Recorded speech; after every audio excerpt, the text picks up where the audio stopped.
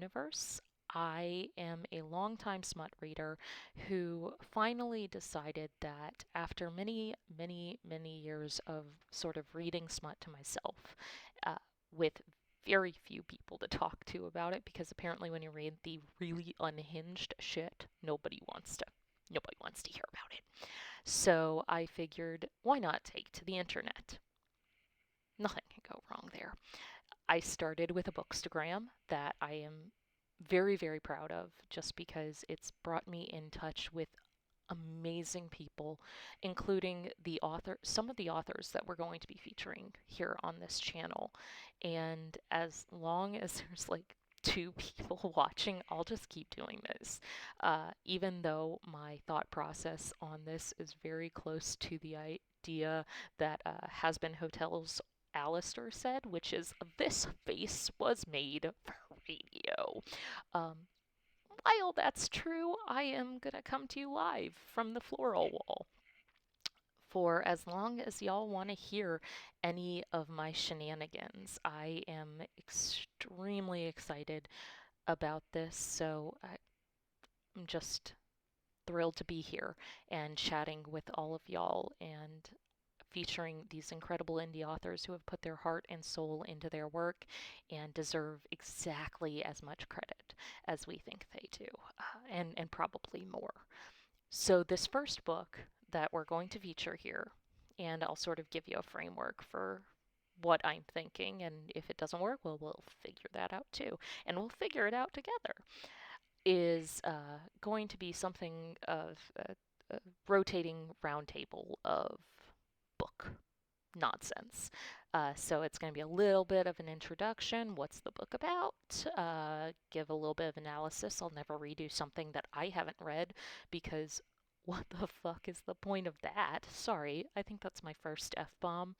And I should be really transparent with y'all since you're going to be hearing me talk about some truly fearful stuff that I'm a mess and profane AF. So, welcome to the party. I hope you don't get easily offended. And that is a great segue into our first book, which is Selah Gothic. Sort of just stumbled across this with no knowledge of what it was when one of my friends posted about it on Bookstagram. And she had an arc and was thrilled with this piece. And so she put out some amazing content about it. I, of course, am well known for my priest murder smut kink. Yeah, welcome to the party. We're going in deep. And had to read it. Literally had to read it because it sort of sounded like it was a feminist take on this whole idea of puritanical culture in a very smutty way. And I'm really excited about that because as a fellow millennial, I can tell you that it is all too easy to fall into that sort of shame based culture that they really emphasize for young women. And if you were brought up in any sort of shame based religion, then this story will feel familiar to you, especially if you've broken with it. It'll feel familiar to you and it'll feel horrifyingly real while simultaneously being incredibly inspiring. I know it's labeled as a dark romance. It absolutely is. And I fully acknowledge that.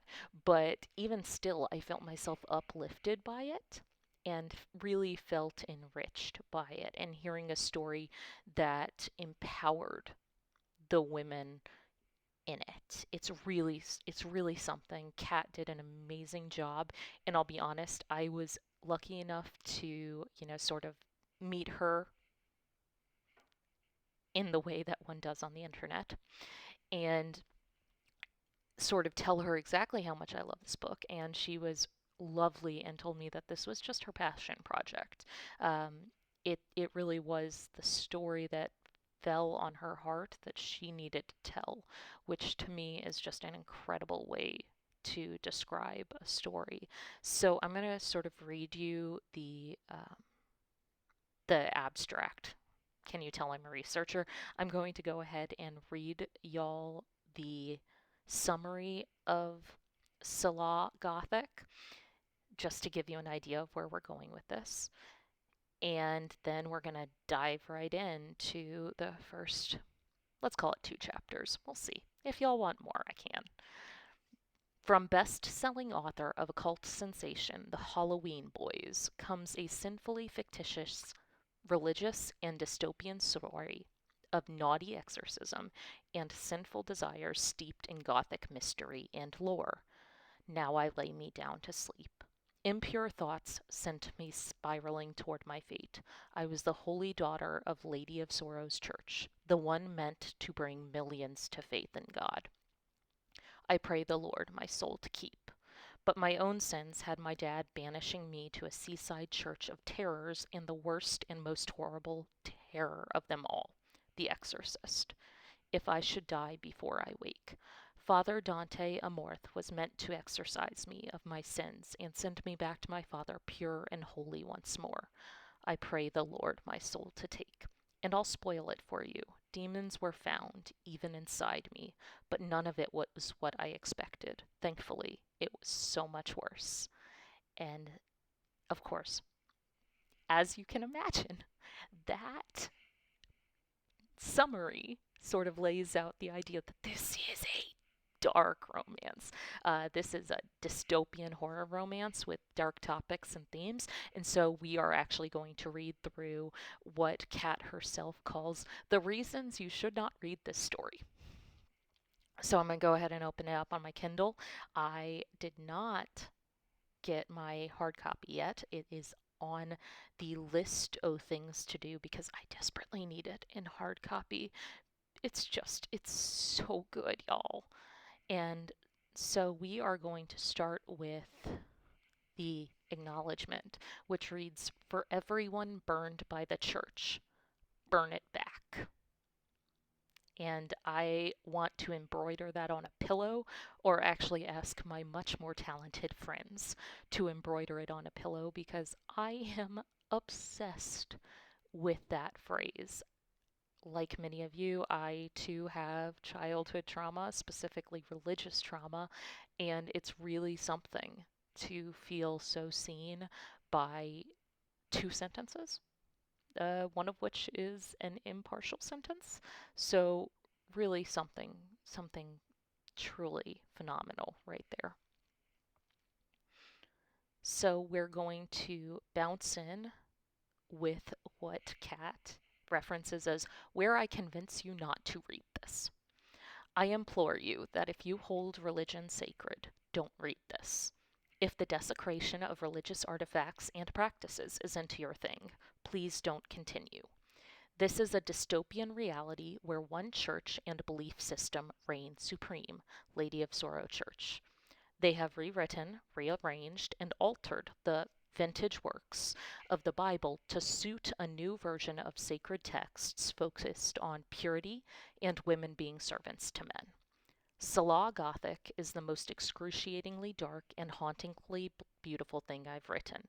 It is sacrilegious and blasphemous. The religion and denominations of churches within this book are fictional and sensationalized at points. Just an insert here, although that's there for legal purposes. 100% it's there for legal purposes. I will also acknowledge it's not that sensational. But back to our reasons you should not read or listen in this case. There are also depictions of occultism, paganism, and Satanism, which are likewise fictionalized and in no way attempting to be accurate to any true practice. Deities some may regard as sacred are used in fictitious ways in which some may find offensive. This is a work of fiction with plenty of horror elements that are grotesque, demonic, and disturbing. If you're expecting a dark romance with morally gray villains and situations, this is not that. This is dystopian romantic horror, and the main male lead is closer to morally black.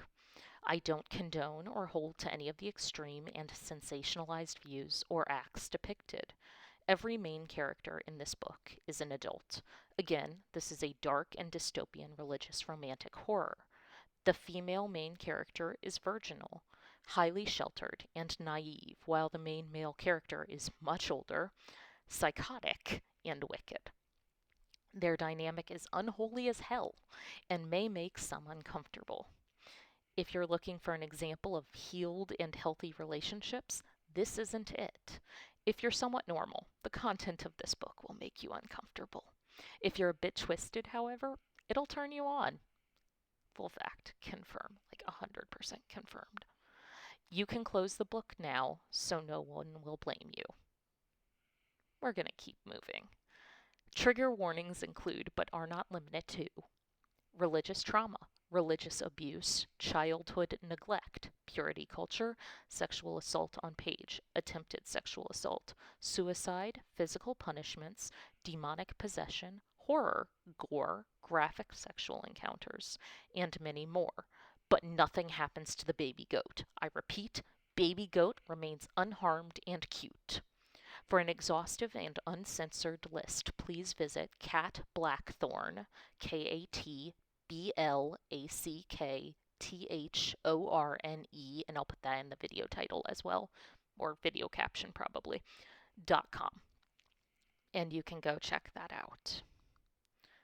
This isn't a ploy to get you to visit my site. I'd love to list them all here, but oftentimes third parties don't like or allow that, so please check out the list in its entirety before reading. That's a lot on who this is not for. Who is it for? This is for those with religious trauma so haunting they feel like no one understands. For those who thought their bodies were dirty and their minds sinful. For anyone who is made to believe they were born with something wrong with them. For those that were told the only thing they had to offer was some made-up concept of virginity. For everyone who wished for someone to offer justice to those who abused their authority. I hope you find some small measure of healing in these bloody pages. Enjoy the priest spice too. Oh, and there's a baby goat. So now that we've gone through all the reasons why we shouldn't read it, we're going to acknowledge the amazing tropes that are throughout this book. The main couple is an MF relationship, so male-female. It's not multi-partner, not wide shoes, not reverse harem. It is a standalone with no cliffhanger, and it's a happily ever after, and honestly, you'll feel really oddly inspired. I don't understand, but it's Kat Blackthorne's magic. That's all I got. And an over-the-top hero. Again, there's a lot of religious spice, anti-religious, anti-Christian themes, fictionalized religion, including a smash-up of Christian denominations, Satanism, occultism, and pagan lore and demonology.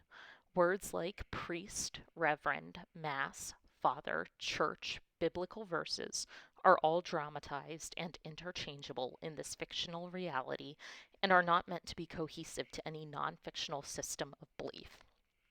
This is intentional. This isn't intended to preach, teach, or represent actual theological terms or practice, just to tell a story. And no, God is not capitalized. If any of that bothers you, please reconsider going forward with this one. For those depraved and wicked enough to continue, welcome. Get ready to confess your sins. Like loud screaming. I love that Why You Shouldn't Read so much because honestly, there are a lot of authors who will sort of sweep under the rug just how intense their story is and undersell the intensity. They'll call an MMC morally gray versus morally black. And in Selah Gothic, I will say, although our MMC, our main male character, is morally black, it doesn't really feel like it. Maybe it should be, but maybe that's something fucked up with me. Probably an indication of something wrong with me. But that being said, I love it. It's incredible and just absolutely wonderful. So we're going to dive in now to the first couple of chapters, including what we're going to call the prologue. It's not actually a prologue, but let's just give you a little bit of an idea for it and see if this is sort of something that you would like to read. By holy ordinance. By holy ordinance. By holy ordinance from the ones who speak directly with the one and true God, we bring to you this day a God-ordained order. That Lady of Sorrow Church is the one true church. That Father Benedict and the clergy of Lady of Sorrow should alter the old texts according to the will of God. That any additions, subtractions, or rearrangements to the old texts are God ordained, and any man that seeks to question this is of the devil. The new holy book is henceforth called the Sacred Texts or Holy Book. Other Lady of Sorrow churches may continue operations only under the government of Lady of Sorrow Church, referring henceforth to their religious books and teachings as vintage texts, which may be accessed only by clergy. Worshippers, common folk, and other may only have access to the sacred book and its God-ordained teachings. All priests, religious elders, leaders, and governments shall adhere to guidance from Lady of Sorrow Church. All common folk shall attend in person or virtual services 4 times a month.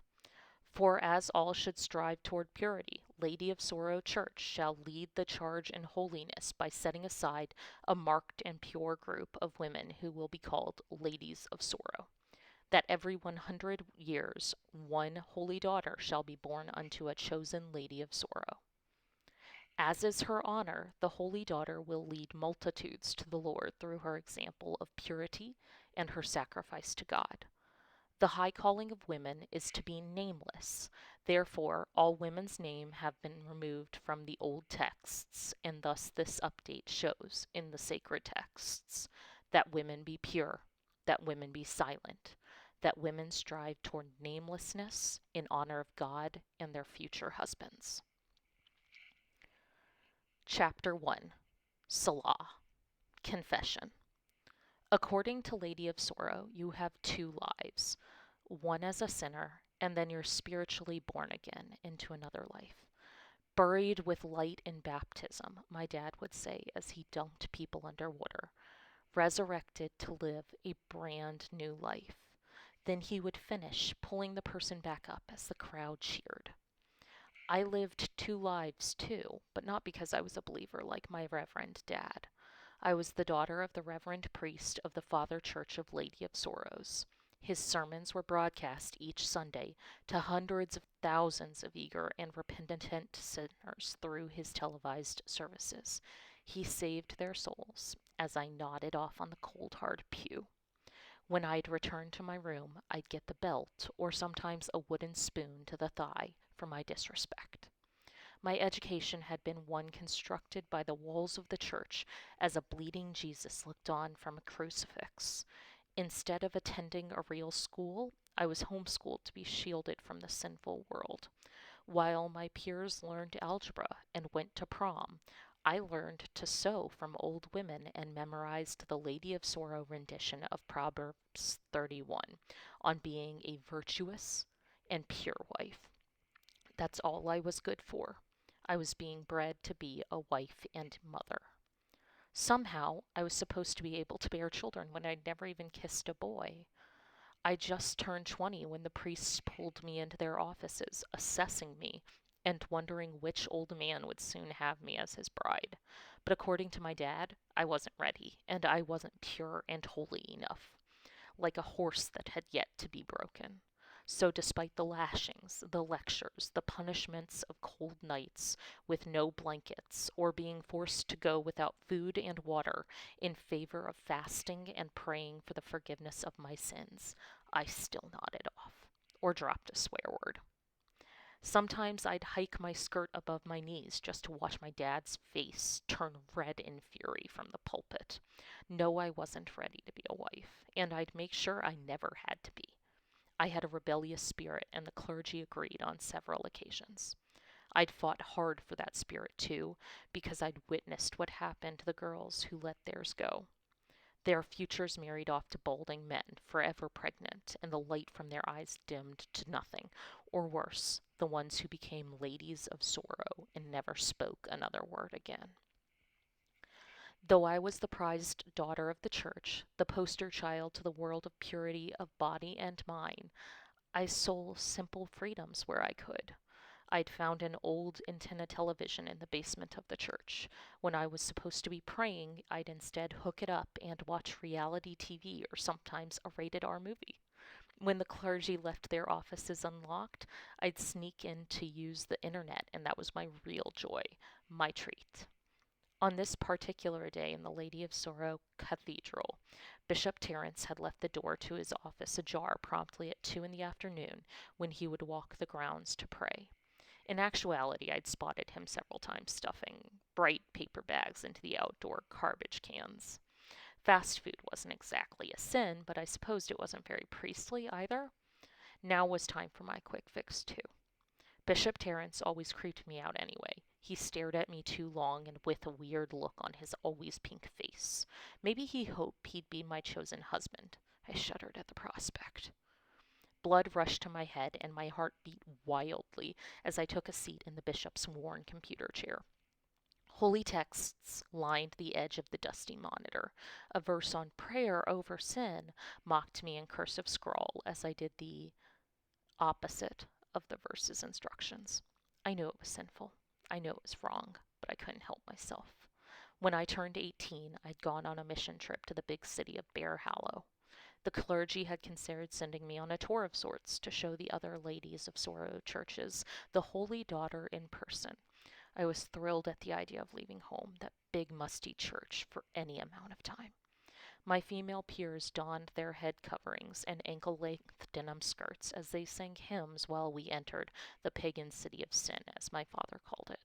My eyes wandered out the window in hopes of seeing skyscrapers as the big elevated church bus stopped at a red light.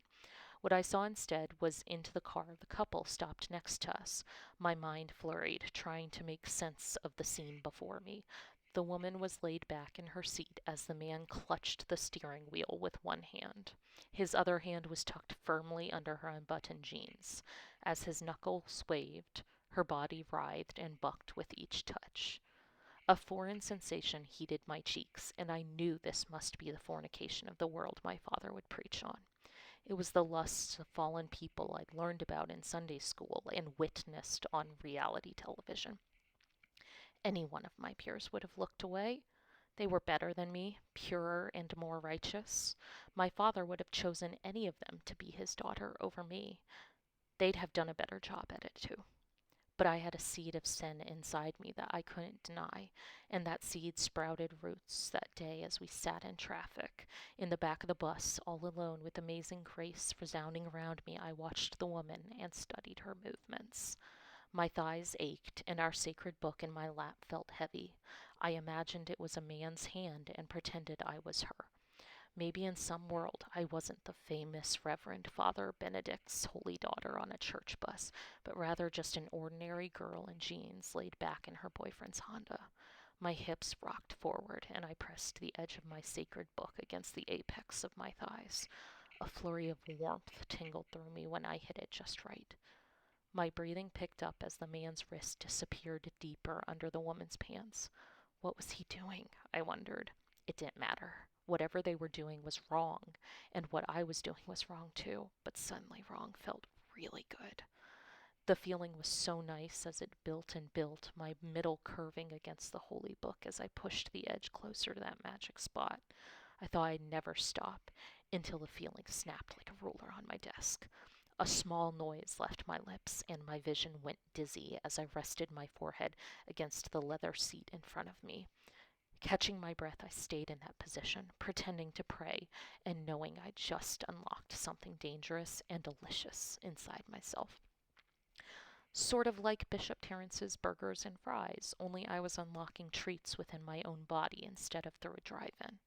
They weren't that different, or at least that's what I told myself to keep the guilt at bay. But now I was no longer allowed on church mission trips. I was locked away, and my only joy was sneaking into musty offices. Pulling up the search engine, I typed in the dreadful words and waited as it loaded. A black background with hot pink letters read, Mrs. Paramore.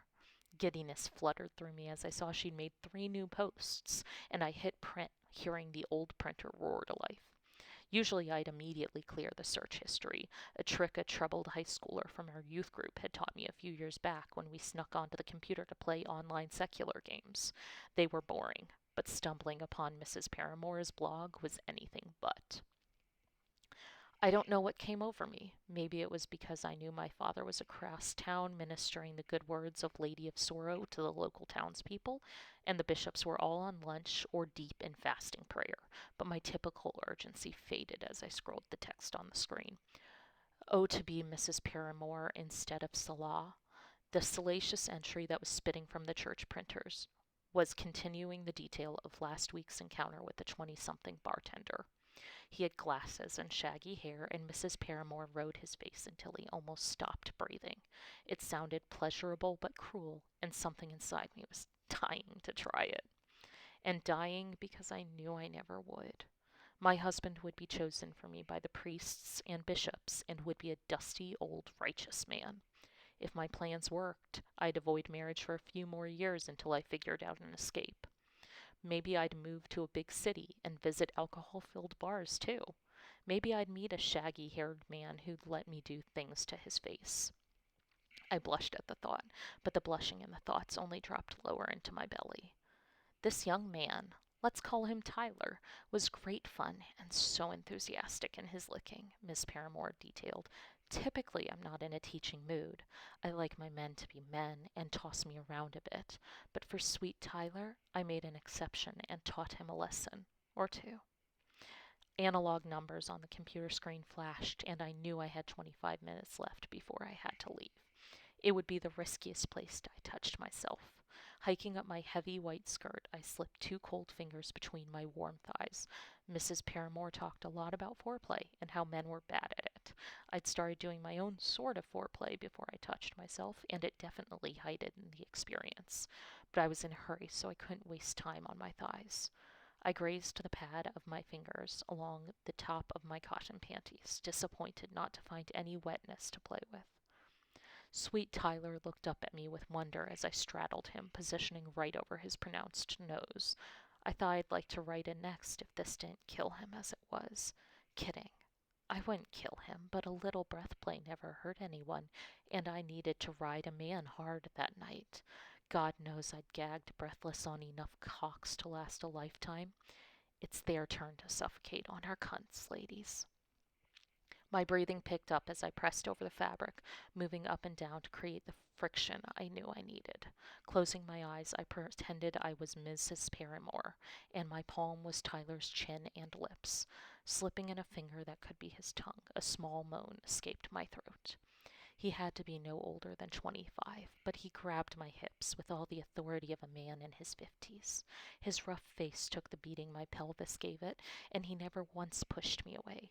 Darting his tongue in and out, I hit his teeth with my clit and exploded, knowing I was squirting and drenching his pretty boy face in curls. Squirting was a phrase I'd never come across, but it sounded interesting enough to push me over the edge. I breathed out a timid release, and my muscles pulsed in either gratitude or annoyance that wasn't more. Both emotions swirled with guilt inside me. If I were damning myself to hell with these sinful thoughts and actions, why couldn't I reach the same level of bliss as Mrs. Paramore? The way she described her orgasm was. I erased the history, stood, smoothed out my skirt, and yanked the small paper stack from the printer. Thumbing past a few pages of this one sexual encounter, I found it. Explosive, fireworks, euphoric, the orgasm gold winner at the Sex Olympics. Why couldn't I do that to myself? With a sigh, I cradled my papers and quietly slipped from the bishop's room. Silence stretched along the cold wood-paneled walls. Bishop Terence wasn't back yet. He was late, which was unlike him, but I suppose that worked in my favor. My dirty secret was safe, and I had a stack of naughty blog entries to read after my enforced nightly prayer hour. A few ladies of sorrow, with long white fabric draping over their hair, glanced up at me as they swept the halls. Offering them each a weak smile, I straightened my head covering and tugged my collared dress further up my neck, hiding any glimpse of skin. After my sneaking, I always felt exposed, like anyone could look at me and see the sin I'd just committed. I used to pray for forgiveness from my Heavenly Father, but God never answered and was always angry, just like my real father. So I stopped praying, and I stopped trying to talk to my earthly father, too. My bare feet hit the cold stone steps that spiraled down beneath the earth of the church. No one had stopped me on my way down. I'd take my wins where I could. I got to use the computer and experience a brief moment of freedom. And I had a stack of stories from the woman I wished I could be to read later. My father wouldn't come to pray over me in my room in the church basement until later, so I had time to stash my smut under the loose stone beneath my protection with the others. It was a good day, or at least not a terrible one. At least it wasn't until the splintered door squeaked and I stepped into my room. That's when everything changed forever.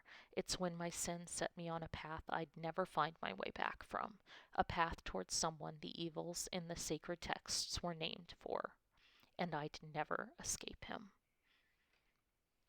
Chapter 2. Selah.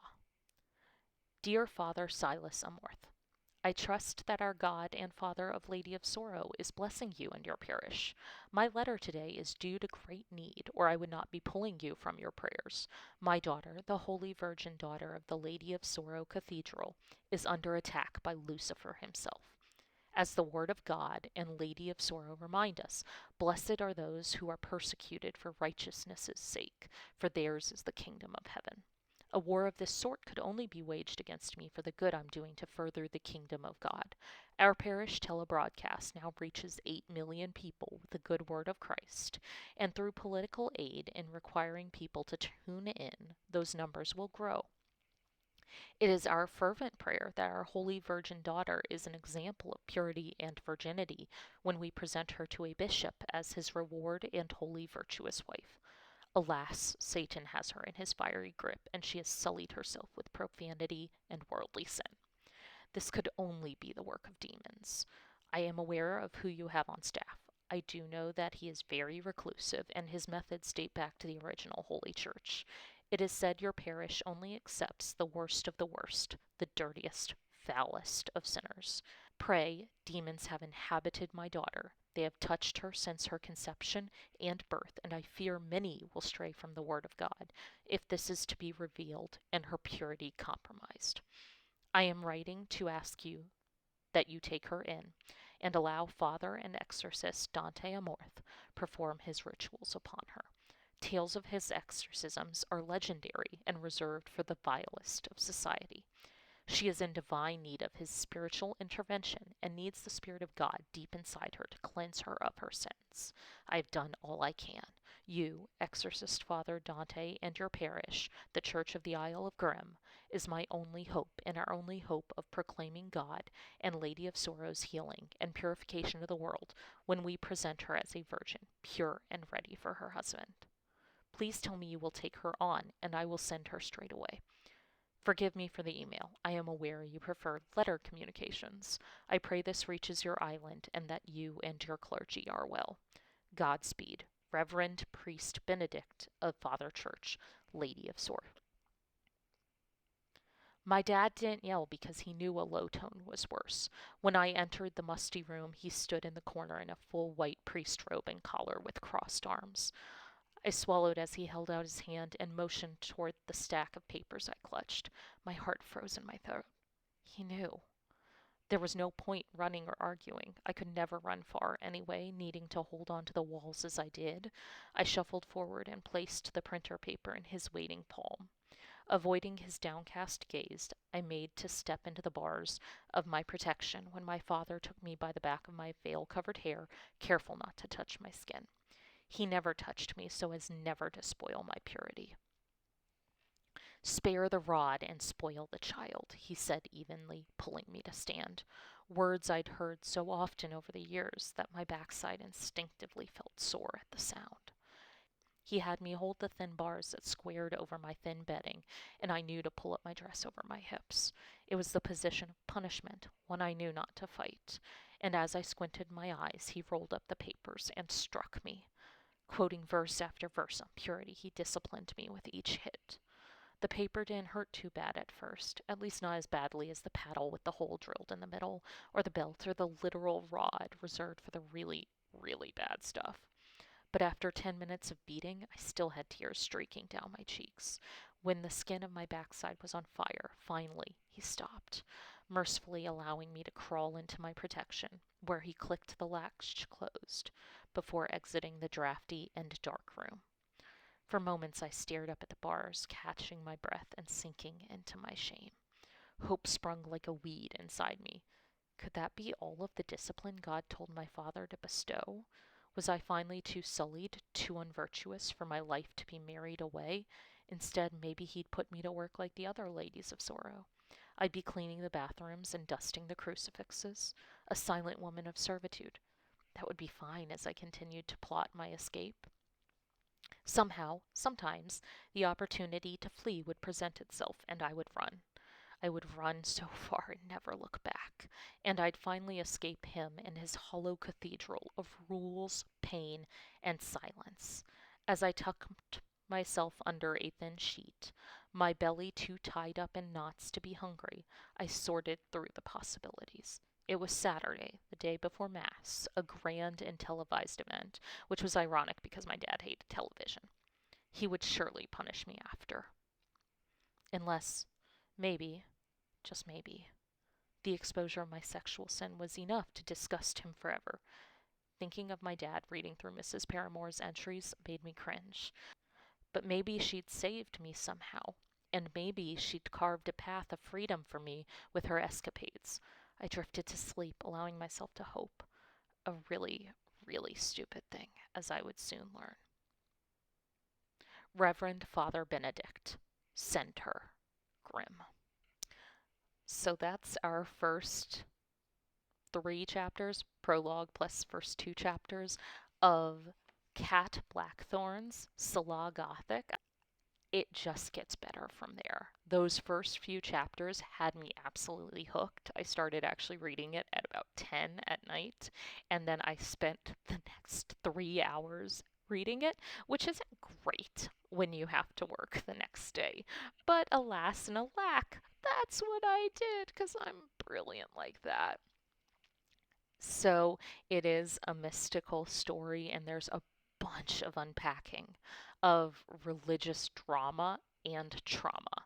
So I'm 100% behind it. And then when it gets into our spice, our absolute smut, because that's what y'all are here for, right? It is honestly the absolute tits. It's so good because it is 100% priest smut, which I don't know about y'all.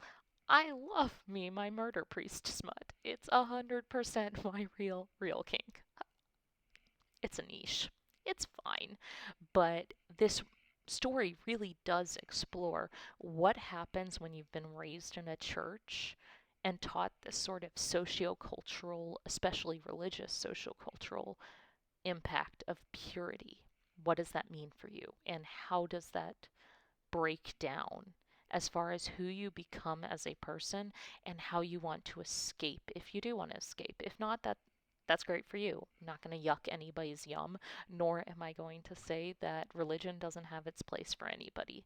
But for those of us who walked away from it after some severe religious trauma,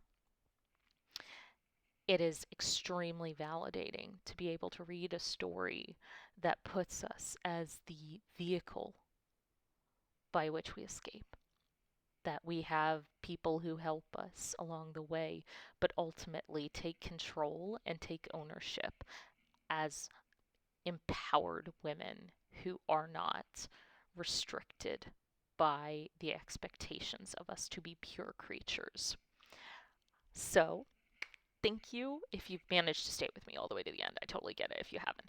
Thank you for chilling with me today. I'm so excited to be kicking this off. I'm so excited that some of y'all may be joining us. And please go check out Kat Blackthorne's Instagram page, her website. I've put all the links in the actual caption, including but not limited to the link to her listing on Amazon.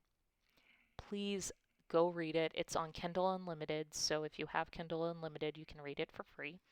I highly, highly recommend it. And thanks so much, guys. Welcome to our smut party.